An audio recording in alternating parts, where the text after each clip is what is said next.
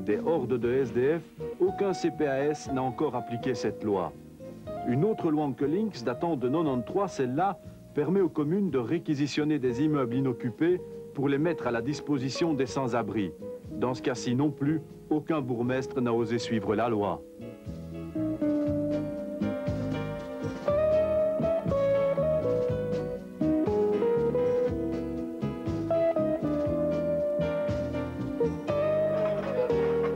Là, je dirais qu'on a continué le petit bonhomme de chemin en menant des actions à gauche et à droite, toujours pour ce minimex de rue.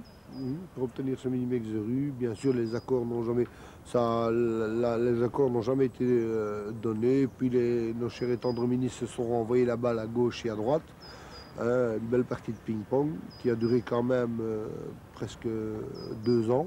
Ces actions et ces démarches ont été rendues possibles grâce à la solidarité avec d'autres groupes actifs à Charleroi, à Dinan, à Namur, à Mons, à Liège et depuis le mois de janvier 96 avec Anvers. Ces différents groupes ont coordonné leurs actions pour établir un cahier de revendications et exprimer des propositions concrètes. Ainsi, depuis 2 ans, la coordination SDF Bruxelles-Wallonie a organisé quelques opérations coup de poing. Par exemple, l'invasion du bureau du ministre à l'intégration sociale, l'escalade des grilles du Palais Royal et d'autres invasions de bureaux. Suite à ça, donc, il y a eu d'autres actions aussi qui ont été menées. Donc, après les communes, on a commencé à dormir donc à même la rue Santan. Le jeu de lumière aussi sur la Grande Place. Là, c'était surtout donc pour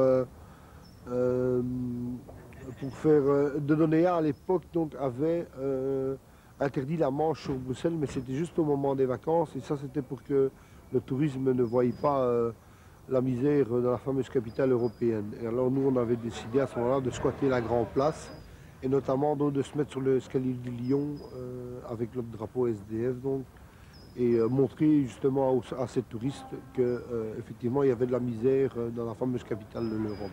On a logé pendant plus d'1 an comme ça, avec des tentes, hein, jour pour jour, devant les CPS. Après, on a dormi en main de sol, sans tente devant les maisons communales.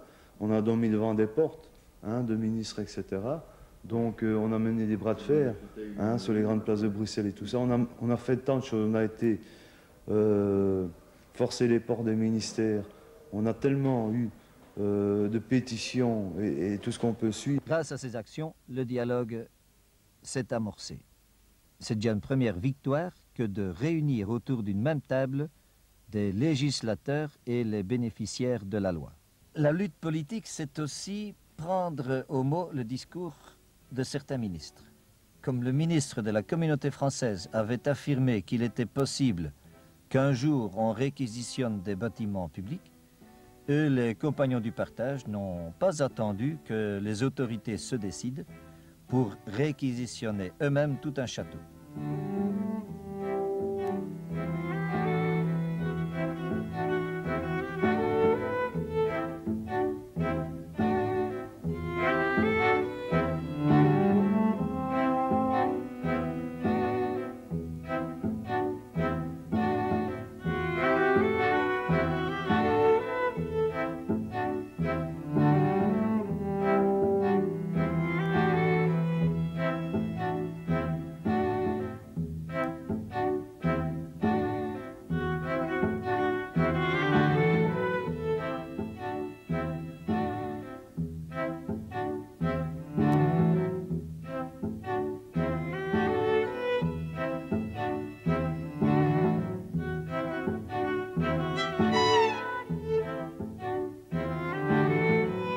Durant un peu cette croisade devant les CPS, il y a eu donc les copains ensemble, donc les compagnons du partage, on a décidé donc de prendre un bâtiment donc sur cette fameuse loi Onkelinx.